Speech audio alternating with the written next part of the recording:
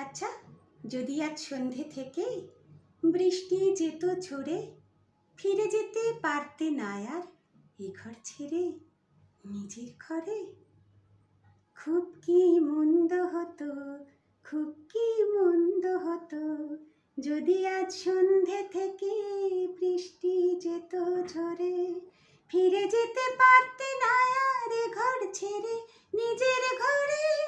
খুব কি মন্দ